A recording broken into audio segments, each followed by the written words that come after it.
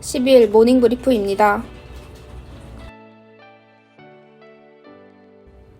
류평 중국 전인대 위원이 은행업계의 불량자산 처리 관련 입법을 예고했습니다.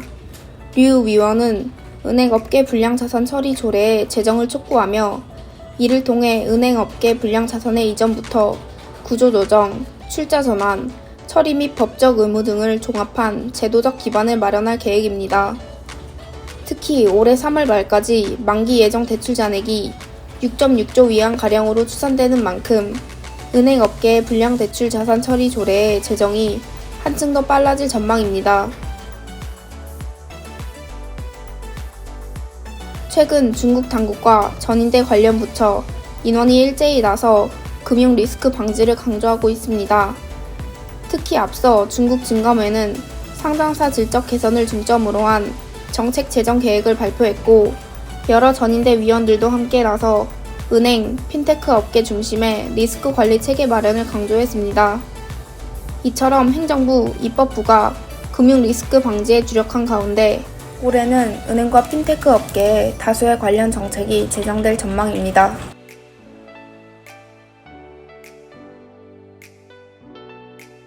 오늘의 산업 리포트입니다.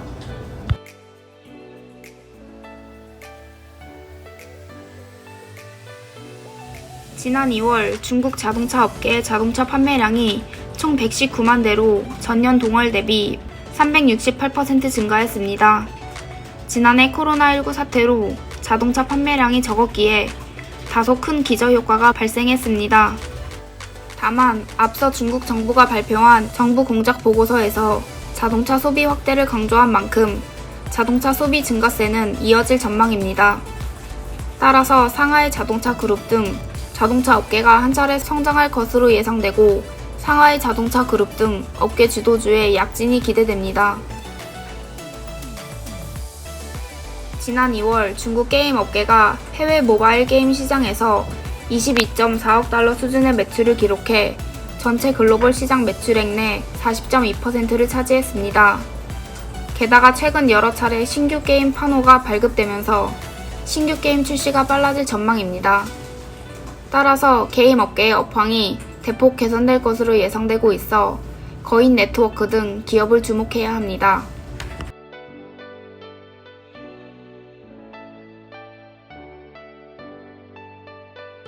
오늘의 기업 리포트입니다.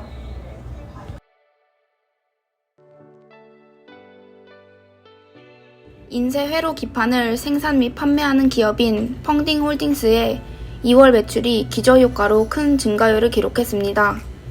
지난해 코로나19 확산으로 발생한 기저효과와 올해 춘제 연휴의 안정적인 생산 라인 운영으로 동사의 2월 매출이 15.7억 위안으로 전년 동월 대비 172.1% 증가했습니다. 애플의 아이폰 12 판매량 증가와 약 10억 명의 아이폰 사용자가 5G 아이폰으로 교체하게 될 것으로 예상되는 점도 올해 1분기 실적 성장에 대한 기대치를 높이고 있습니다. 이와 동시에 동사는 플렉시블 디스플레이 분야에서도 선두 입지를 지지하고 있어 중장기 성장이 기대됩니다. 이에 화창증권은 강력 추천과 목표가 59.5 위안을 제시했습니다. 바이오 의약품, 의료기기를 개발 및 제조하는 기업인 야오밍캉더의 실적이 빠른 성장세를 유지하고 있습니다. 동사의 2020년 매출은 165.4억 위안으로 전년 대비 28.5% 증가했고 지배주주 기속순이익은 29.6억 위안으로 전년 대비 59.6% 증가했습니다.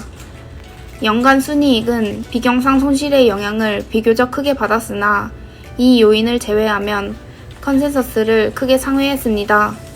2분기부터 중국 실험실과 공동 연구개발 프로젝트가 정상 운영됐고 해외 고객사의 프로젝트도 빠르게 증가하며 동사의 경영 효율이 크게 상승해 실적 성장세를 유지할 수 있을 것으로 보입니다.